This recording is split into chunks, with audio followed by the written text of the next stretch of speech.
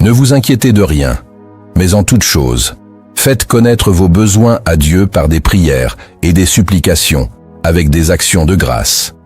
Et la paix de Dieu, qui surpasse toute intelligence, gardera vos cœurs et vos pensées en Jésus-Christ. Philippiens chapitre 4, versets 6 et 7. Cette parole n'est pas une simple promesse, c'est une clé. Une clé que beaucoup de croyants tiennent entre leurs mains, mais qu'ils n'osent jamais utiliser. Alors, je te pose une question. Pourquoi t'inquiètes-tu autant? Pourquoi la peur gouverne-t-elle encore ton cœur, alors que celui qui a vaincu la mort t'invite à lui remettre ton fardeau?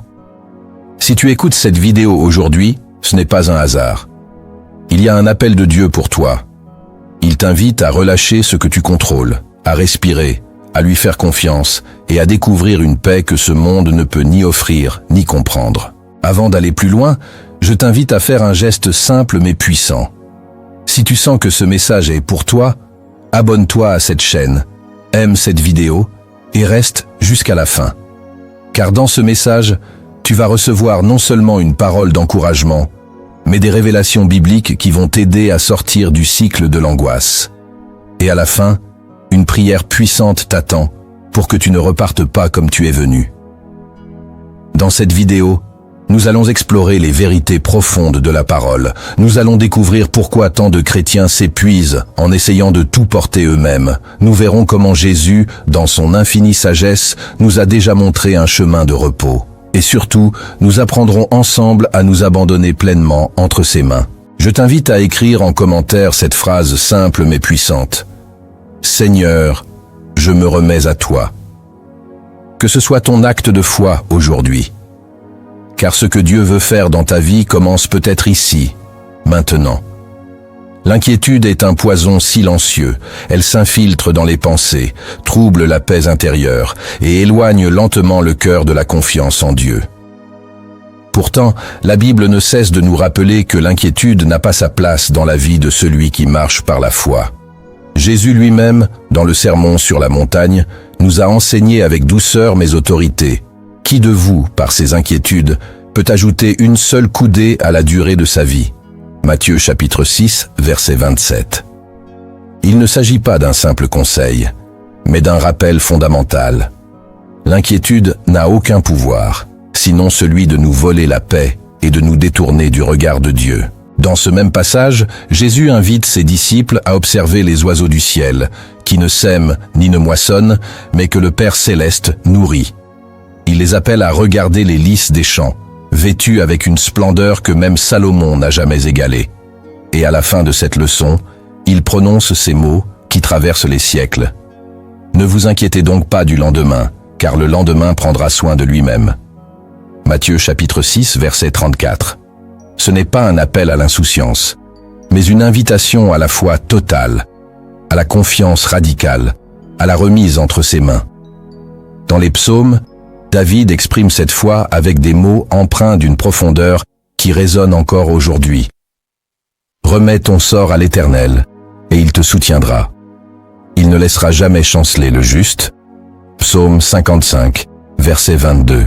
David, qui a connu la fuite, la solitude, les trahisons, savait que remettre son avenir entre les mains de Dieu n'était pas une faiblesse, mais une force.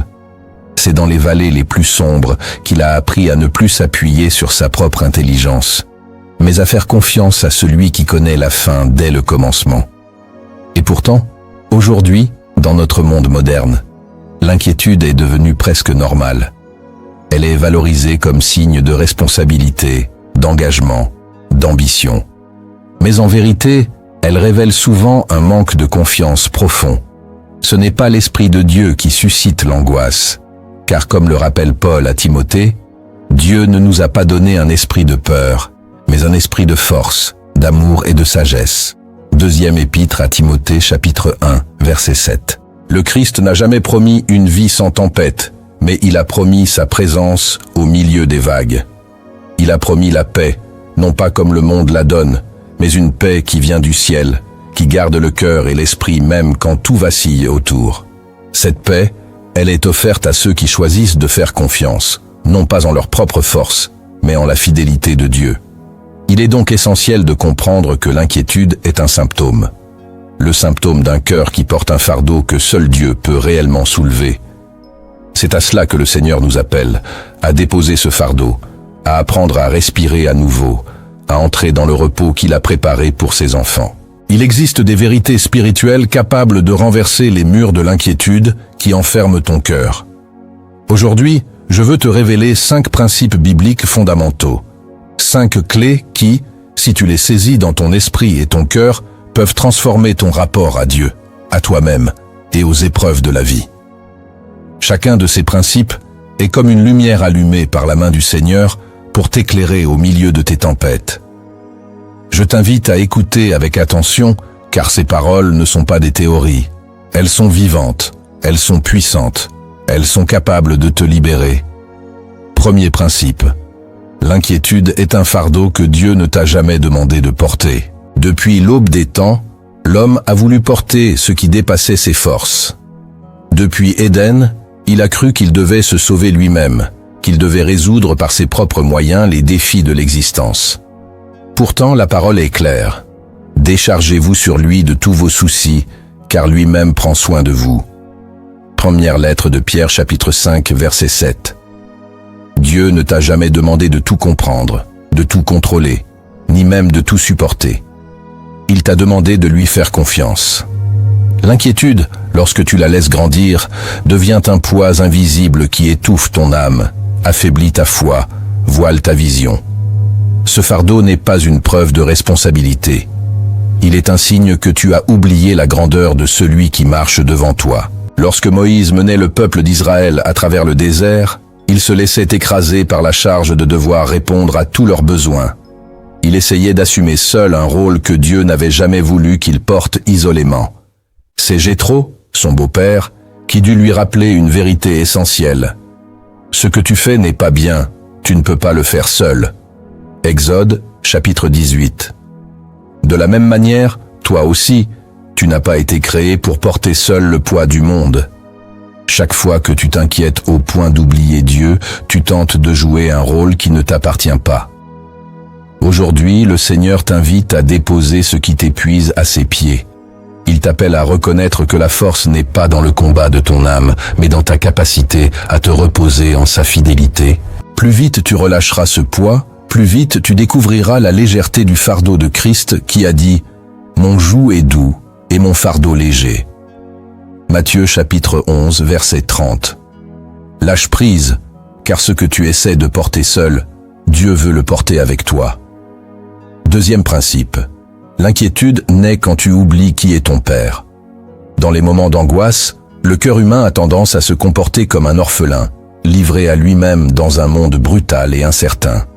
Pourtant, toi, tu n'es pas seul. Tu n'as jamais été seul. Jésus a enseigné avec insistance que Dieu est bien plus qu'un créateur distant. Il est un Père aimant, attentif, compatissant. Lorsque Jésus parlait aux foules, il disait « Regardez les oiseaux du ciel, ils ne sèment ni ne moissonnent, et votre Père céleste les nourrit.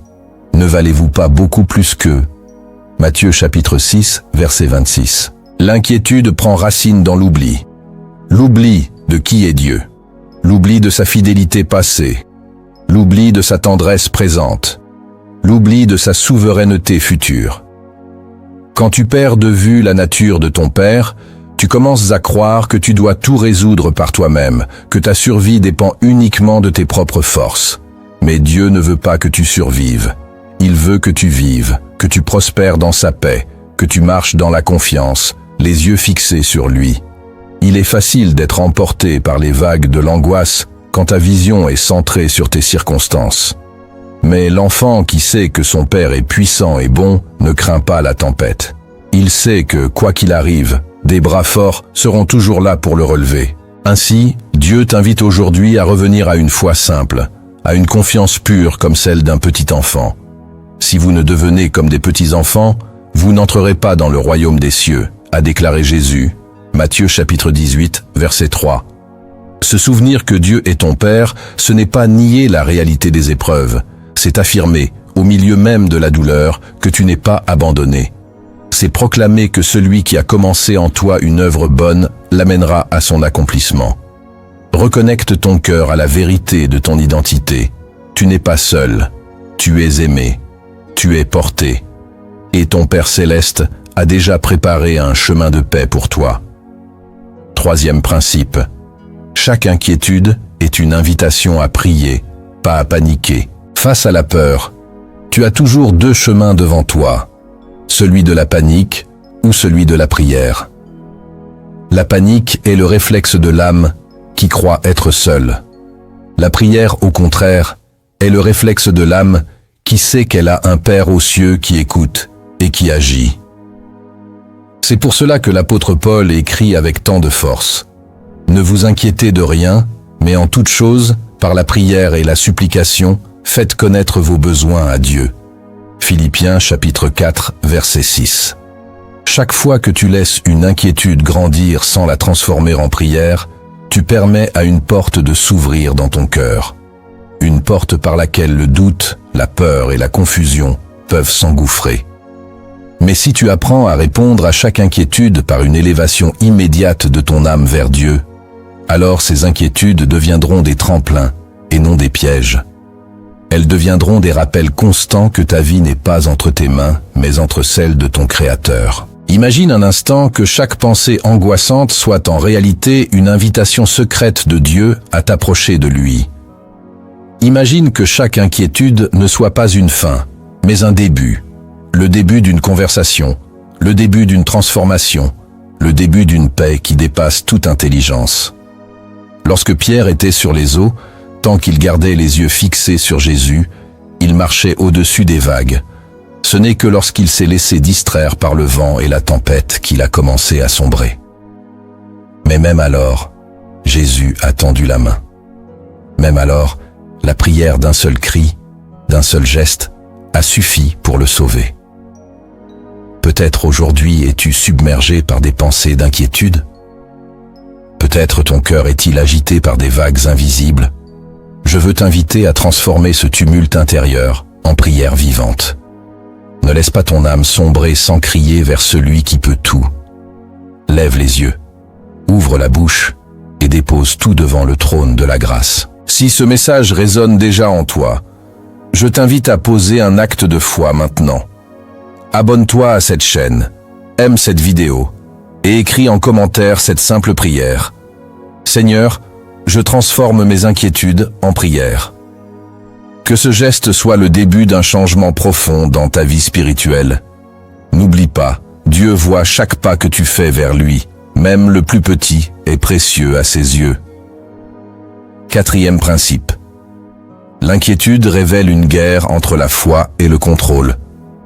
À l'origine de chaque inquiétude profonde se cache souvent une bataille invisible, celle de ton besoin de tout contrôler face à l'appel de Dieu à tout lui remettre.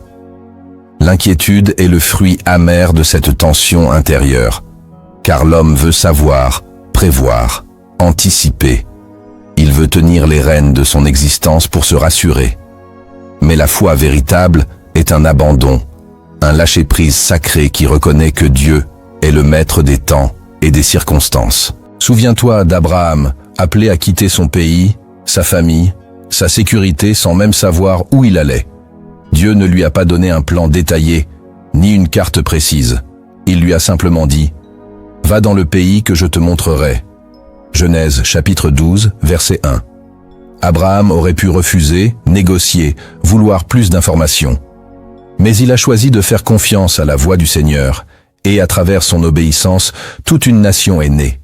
De la même manière, l'angoisse qui t'étreint parfois est le signe que ton âme résiste encore. Résiste à l'idée que tu n'as pas besoin de tout comprendre pour avancer. Résiste à l'idée que tu n'es pas fait pour porter seul les mystères de demain.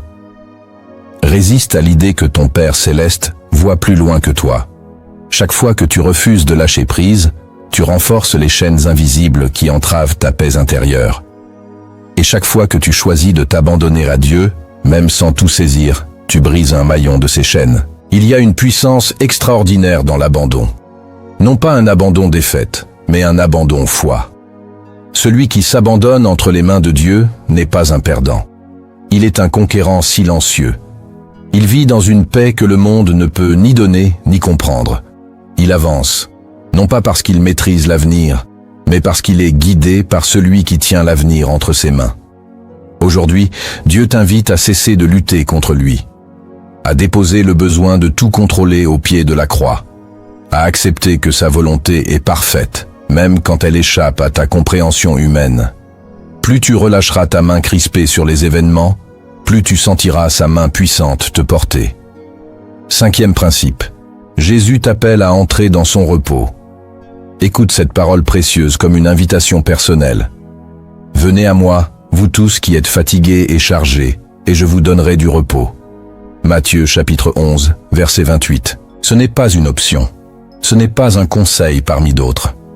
C'est un appel divin, lancé à ton cœur épuisé. Jésus ne promet pas d'effacer toutes les tempêtes extérieures, mais il promet de calmer les tempêtes intérieures. Il ne promet pas l'absence de combat, mais il promet la présence constante de sa paix au milieu du combat. Tant que tu portes seul ce que tu étais censé remettre, ton âme restera agitée. Tant que tu cherches à résoudre par tes propres forces ce que seul Dieu peut accomplir, tu t'épuiseras inutilement. Le repos en Christ n'est pas un simple soulagement temporaire. C'est une réalité spirituelle profonde, un état d'être où ton cœur cesse de se battre contre le temps, contre les circonstances, contre les déceptions. C'est une habitation intérieure où la confiance en Dieu devient plus forte que toutes les raisons humaines de s'inquiéter. Souviens-toi de la tempête sur la mer. Les vagues menaçaient d'engloutir la barque. Le vent hurlait. Les disciples s'agitaient dans tous les sens, paniqués, certains de périr. Mais Jésus, lui, dormait. Oui, il dormait. Calme, paisible, insensible au tumulte extérieur. Ce n'était pas de l'inconscience, c'était la preuve vivante d'une foi parfaite en son Père. Une foi qui sait que rien, absolument rien, ne peut échapper à la souveraineté divine. Si tu veux marcher sur les eaux de cette vie sans te noyer dans l'angoisse, il te faudra apprendre à entrer toi aussi dans ce repos. Non pas un repos passif, mais un repos actif, enraciné dans la confiance. Un repos où tu travailles, tu avances, tu bâtis, mais sans jamais perdre de vue que le résultat appartient à Dieu, non à toi. Un repos où ton cœur, même au milieu des défis, reste accroché à la promesse immuable que celui qui a promis est fidèle. Le véritable repos commence là où se termine ton besoin de tout porter seul. Il commence lorsque tu acceptes, dans l'humilité et la foi, de laisser Jésus être ton bouclier, ta force et ta paix. Il existe dans la profondeur de la parole de Dieu des vérités que beaucoup effleurent sans jamais vraiment saisir. Vérités qui ne sont pas seulement destinées à être comprises, mais à être vécues. Aujourd'hui, je veux t'inviter à descendre avec moi plus bas, plus profondément, là où les racines de la foi remplacent les ronces de l'inquiétude. Ensemble, découvrons 10 vérités bibliques cachées capables de transformer ta manière de voir Dieu, ta manière de traverser les épreuves, et surtout ta manière de vivre dans la paix. Ces vérités sont des trésors pour ton âme. Ouvre ton cœur, car le Seigneur veut y déposer des semences éternelles. Première vérité. Dieu connaît ta vie mieux que toi-même. Quand l'inquiétude t'envahit, c'est souvent parce que tu cherches à anticiper l'avenir avec une connaissance limitée. Tu veux comprendre ce qui va arriver, éviter les pièges, sécuriser ton chemin. Mais la réalité, c'est que tu ne vois qu'un minuscule fragment de l'histoire de ta vie. Dieu, lui, voit tout. Il a vu ton premier souffle, il a prévu chacune de tes étapes, et il connaît déjà la dernière page du livre de ton existence. Car je connais les projets que j'ai formés sur vous, dit l'Éternel. Projets de paix et non de malheur, afin de vous donner un avenir et une espérance. Jérémie chapitre 29, verset 11. Chaque moment que tu vis est contenu dans sa main. Rien ne lui échappe. Ni les chutes, ni les retards, ni les détours. Ce que toi tu considères comme un obstacle insurmontable, lui l'a déjà prévu comme une étape vers ton accomplissement. Ce que tu considères comme une perte irréversible, il l'a déjà inscrit dans son plan de restauration. Il n'y a pas d'imprévu pour Dieu. Il n'y a pas d'urgence pour celui qui gouverne l'éternité. Lorsque tu réalises que ton avenir est entre ses mains, tu n'as plus besoin de t'agiter dans tous les sens. Tu peux avancer non pas aveuglément, mais confiant. Car tu sais que celui qui te guide ne fait jamais d'erreur. Même si aujourd'hui tu te trouves dans un chemin étroit, même si les réponses tardent, rappelle-toi, Dieu n'est jamais en retard. Son horloge n'est pas réglée sur l'impatience humaine, mais sur la perfection de son amour. Arrête de t'inquiéter pour demain. Le Dieu qui t'a porté jusqu'ici n'a pas changé. Il reste fidèle, immuable, souverain. Remets ton chemin entre ses mains et tu verras que sa connaissance parfaite est un abri contre toutes tes incertitudes. Deuxième vérité, l'amour parfait de Dieu chasse toute crainte. L'inquiétude n'est pas seulement un combat mental. Elle est souvent le symptôme d'une peur plus profonde. La peur de ne pas être aimé, la peur d'être abandonné, la peur d'être livré à soi-même. Mais écoute ce que dit l'Écriture. Il n'y a pas de peur dans l'amour, mais l'amour parfait bannit la crainte. Première lettre de Jean chapitre 4, verset 18. Ce n'est pas n'importe quel amour qui chasse la peur, c'est l'amour parfait. L'amour qui ne dépend pas de tes œuvres, de tes réussites, ni même de ta fidélité, mais de la fidélité de Dieu lui-même. Tant que tu doutes de l'amour de Dieu pour toi, ton cœur restera vulnérable aux attaques de l'inquiétude. Tu te demanderas si tu es digne, si tu mérites son secours, si tu n'es pas allé trop loin pour être encore aimé. Mais lorsque tu reçois, dans la profondeur de ton être, la révélation que tu es aimé d'un amour inconditionnel, alors quelque chose se brise. La chaîne de la peur tombe, car l'amour de Dieu n'est pas fragile. Il ne dépend pas de ton humeur du jour, ni de ta capacité à être parfait. Il est stable, il est constant, il est éternel. Le plus grand remède contre l'inquiétude, ce n'est pas d'avoir toutes les réponses, ni de voir tous les problèmes disparaître. C'est de vivre enraciné dans l'assurance que rien ne pourra jamais te séparer de l'amour de Christ. Ni la maladie, ni l'échec, ni la solitude, ni la mort elle-même. Car j'ai l'assurance que ni la mort, ni la vie, ni les anges, ni les dominations, ni le présent, ni l'avenir, ni les puissances, ni la hauteur, ni la profondeur, ni aucune autre créature ne pourra nous séparer de l'amour de Dieu manifesté en Jésus-Christ notre Seigneur. Romains chapitre 8, versets 38 et 39. Quand tu choisis d'habiter dans cet amour, tu changes de dimension spirituelle. Tu ne vis plus comme un orphelin dans un monde hostile. Tu marches comme un fils, comme une fille portée par la tendresse d'un père qui veille sur toi avec jalousie. La peur recule, car l'amour l'étrangle. L'inquiétude se dissipe, car l'amour allume une lumière que les ténèbres ne peuvent éteindre. Aujourd'hui, choisis de te reposer dans cet amour parfait. Troisième vérité, ton avenir est entre ses mains, pas entre les tiennes. L'un des grands mensonges que l'inquiétude murmure à ton âme, c'est que ton futur repose uniquement sur toi, sur ta force, sur ton intelligence, sur ta capacité à prévoir et à manœuvrer. Mais la vérité spirituelle est tout autre.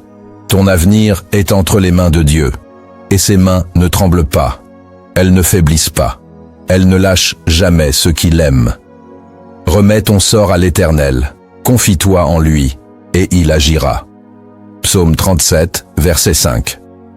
Tant que tu crois que ton avenir dépend de toi seul, l'angoisse te dévorera.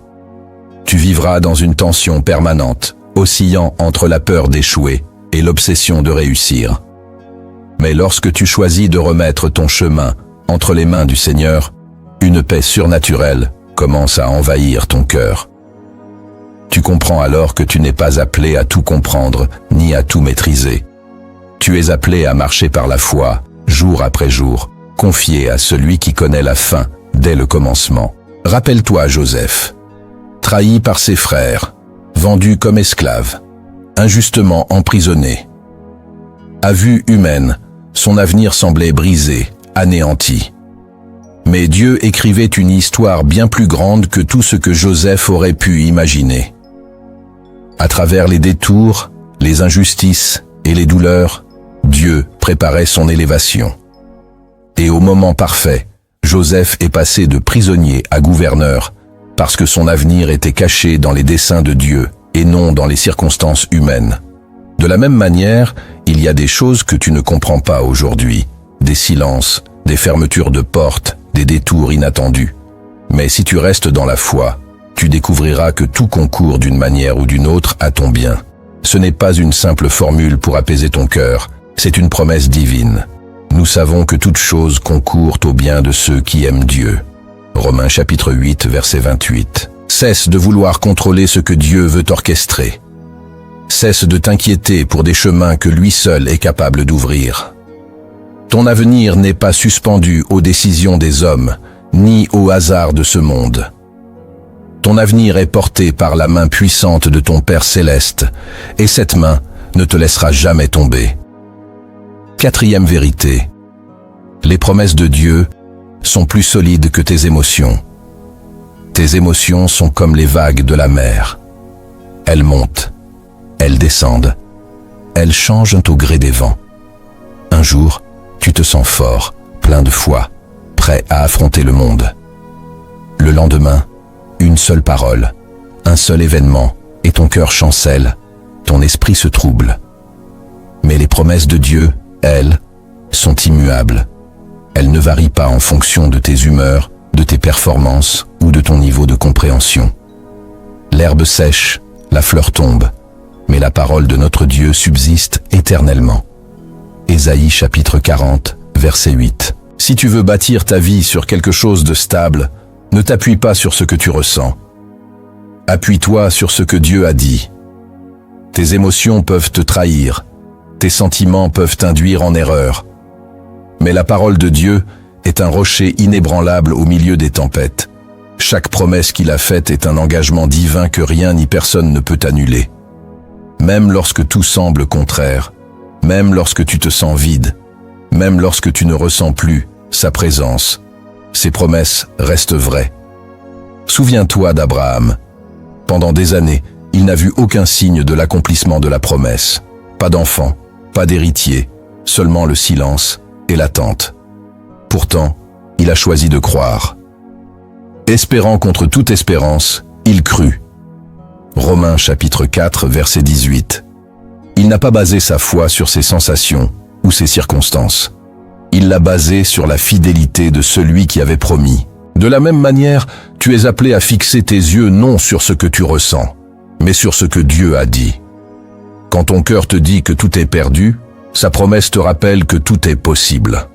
Quand ton esprit fatigué te souffle que tu n'y arriveras pas, sa parole te dit « Ma grâce te suffit ». Deuxième lettre aux Corinthiens chapitre 12, verset 9.